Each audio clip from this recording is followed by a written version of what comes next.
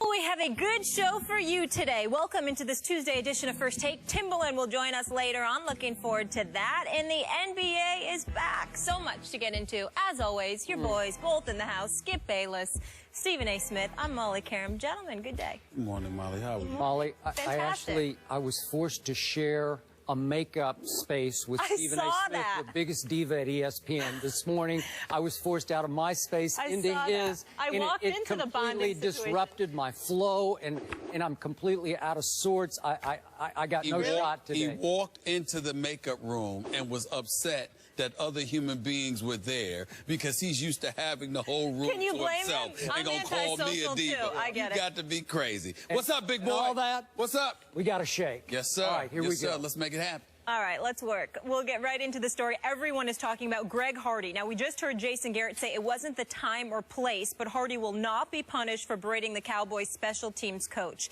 Skip, how do you feel about this?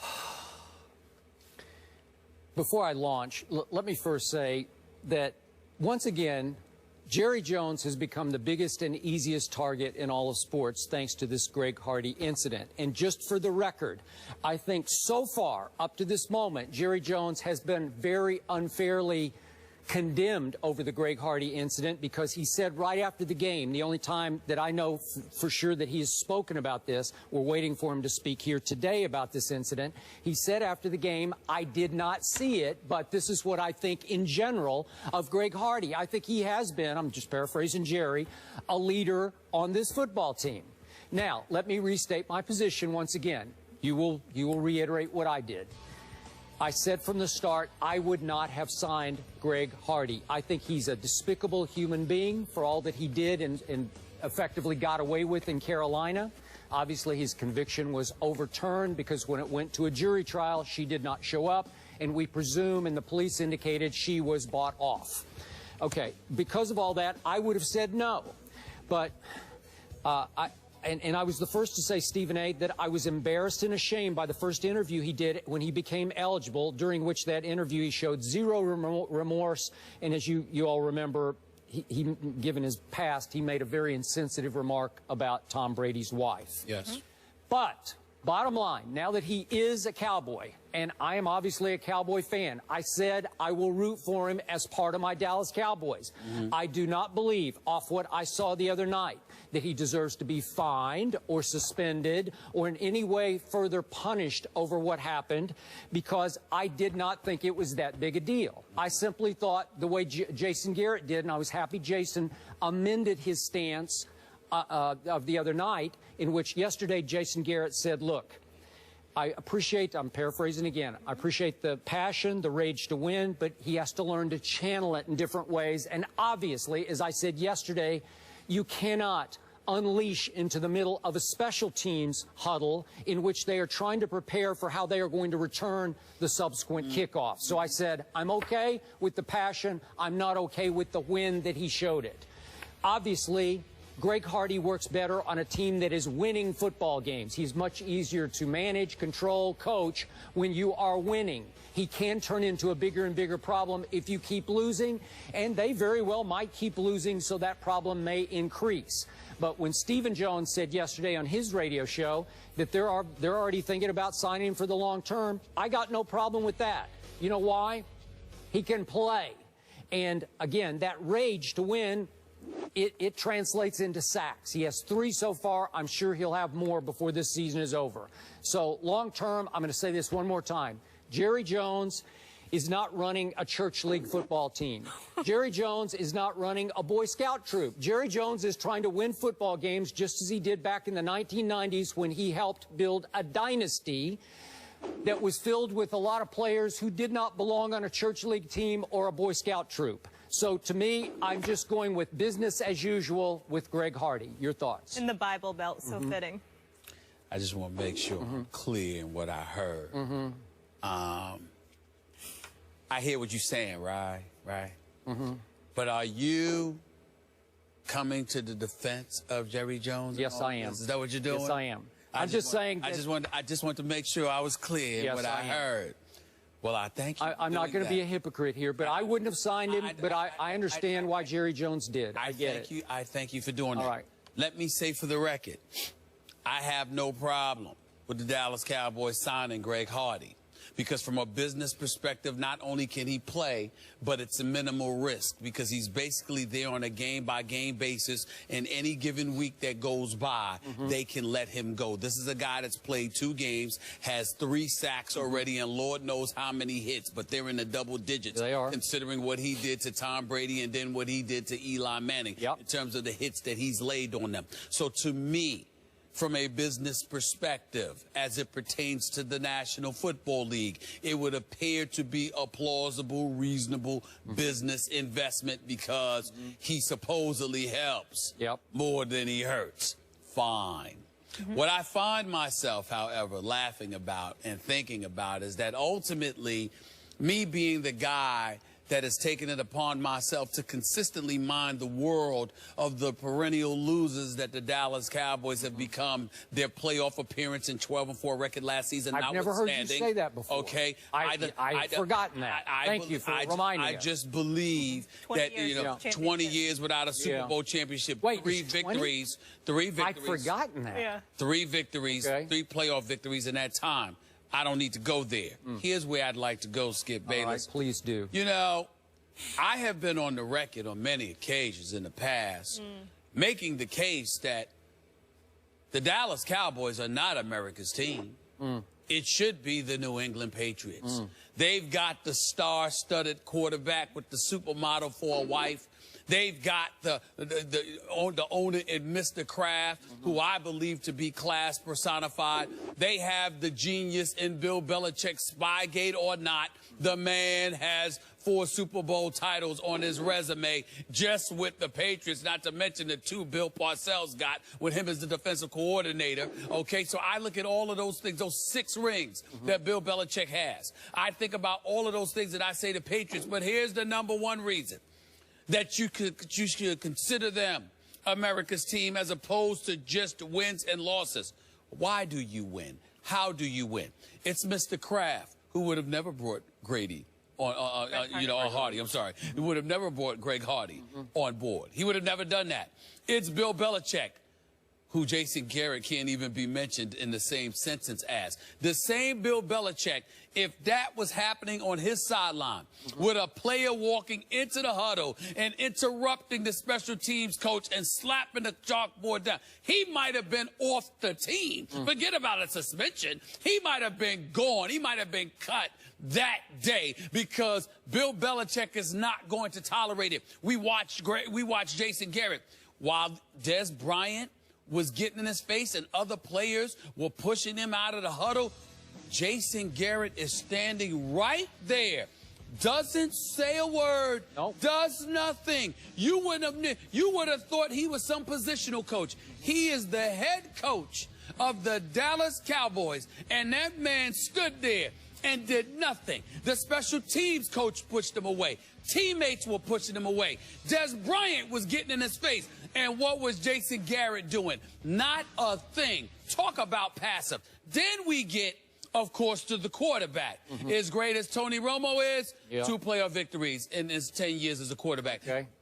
All right, Tom, you can't use the excuse, oh, well, this guy was a first-round pick, but look at Tony Romo. No, Tom Brady was no first round, no second round, no third round, no fourth round. This is Tom Brady we're talking about here, who's one of the greatest, most epic stories in the history of sports annals, considering where he came from and to where he is today. So when you look at all of those different things, you, Skip Bayless, who is the cowboy lover that you are, even though you did pick the Patriots, even though I know you love some Tom Brady. Yes, I but do. the cowboy lover that you are, to sit there with that face of yours, with that grin on your face, knowing that you root for your Cowboys, knowing your standard of excellence, and how the Cowboys do nothing to live up to what you proclaim to be the case. I would dare make the argument right here on First Take that the great Skip Bayless should be absolutely positively ashamed of himself. You should be just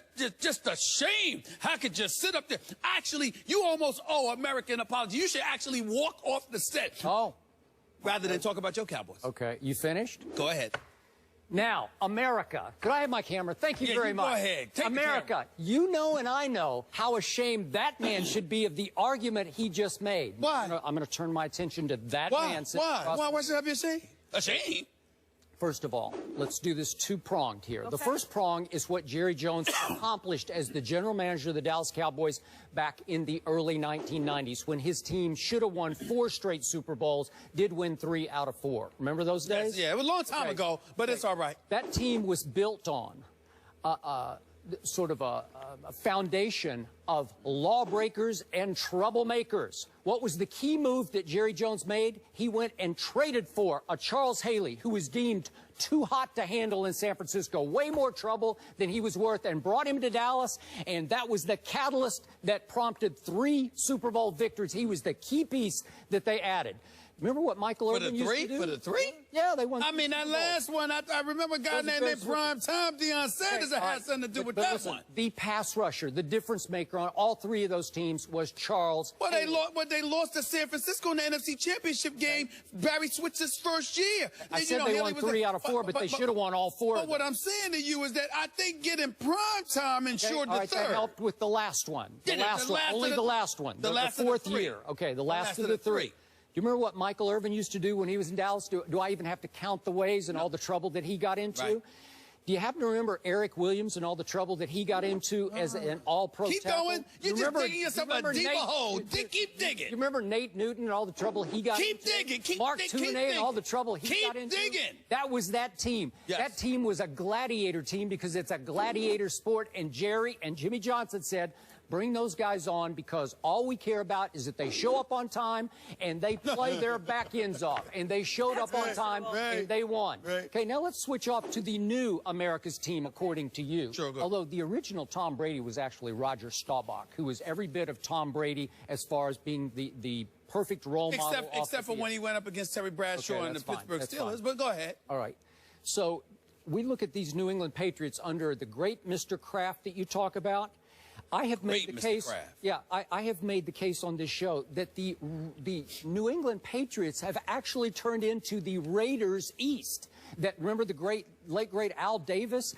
That all of a sudden Bill Belichick has turned into Al Davis, taking high-risk characters on, player after player that had gray area background, starting with, how about high-risk Aaron Hernandez? Did they not draft Aaron? That's not fair. Oh, it's very fair. There were red flags everywhere about Aaron Hernandez. No, Skip. There were red flags all over him at Florida. Before we move on to other players, don't tell me there were red flags to murder. I mean, come on now. Well, he had been involved in a couple things at Florida that were really iffy. Skip. Okay. Murder. There was no. Okay. Nobody saw that. Okay. Not that, Skip. Mr. Kraft oversaw and signed off on the drafting of Aaron Hernandez. We got to start there. How about I think that's wrong. Okay, remember when they brought in Corey Dillon? This is high risk, okay? He'd had all kinds of issues. I don't want to go into all the background. How about Albert Hainsworth? Keep going. How about Randy Moss, who Al Davis even said, I cannot deal with this guy. He's finished here. He's more trouble than he's worth. And Bill Belichick said, I'll try. I'll try. Can I jump into this? All right. Let's take those things. Here's the difference. I don't have to go player by player. I'm going system by system. I'm just getting started. No, I'm just getting started. Listen to me. I'm going system by system. I'm saying to you, you can bring up any players you want. I remember all about it. Aaron Hernandez, Corey Dillon, Randy Moss. I get all of that. Here's the difference. Those dudes went to a place where an iron fist was present in Bill Belichick. You don't have, I mean, you call Floyd Money Mayweather a pillow puncher. The pillow puncher is Jason Garrett. That's the pillow puncher. I mean, what does he do? I mean, everything, doesn't matter what happens. We've just got to get things together. Okay. No, that's obviously not the right way to do things, and we talked about it, and we'll just move on. That's all he does. You actually look for the owner to speak. The owner has his own radio spot. I got to finish my list real quick. Go ahead. These are high-risk players that they took a flyer on, okay? Right. The Patriots of Mr. Kraft. Oh, please. Brandon Spikes, Brandon Merriweather, LeGarrette Blount, hold on, wait a minute. Akib Talib, wait a second, Dante Stallworth, wait a minute. Alfonso Dennard. They didn't cause trouble with the Patriots. They all did eventually. They all had their little issues. And they were gone when they had them. They were gone. That's the point. Hold on. Okay. Nobody said that the Patriots were devoid of issues. I'm talking about how you deal with the issues. You look at Greg Hardy. I'm not sitting there. I don't know enough about this guy. I know what's been reported. I know what happened in court at the bench trial and then the jury trial. I know about that. You hear about stuff in Carolina. Now you're hearing about stuff in Dallas. But at the end of the day, what it comes down to is that you have an owner in Dallas desperate to win at all costs. Don't you dare mention any Cowboy from the last 20 years in the same breath as Michael Irvin. Don't you dare be that disrespectful, because you told me, and I know this to be true, but you even said to me, Michael Irvin was considered one of the greatest teammates ever. Teammates. These guys. I want him on my team. That's not the question. But the problem is, we don't know that about Greg Hardy. He didn't look like a great teammate.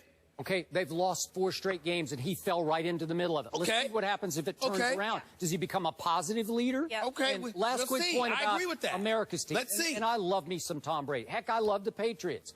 But there's only one coach in the National Football League I know got busted for cheating. There's only one that I know of, and his name is Belichick. Am I right? I agree with that. Spygate, busted. I agree with that. But what does this say to you about how great he is even when you catch him cheating? And then he goes out there after Spygate and wins 17 consecutive regular season games after that. They go undefeated in the regular season, undefeated to the Super Bowl. But finally, the man is great. The man is great. It's your opinion, not mine, that the quarterback for Mr. Kraft's team cheated and lied about it during Deflategate, Tom Brady. That's what you think. No. Okay? What I said is that this man, don't tell me you didn't know anything about it. Okay. But I don't consider it a big deal. I don't. I really don't. All right.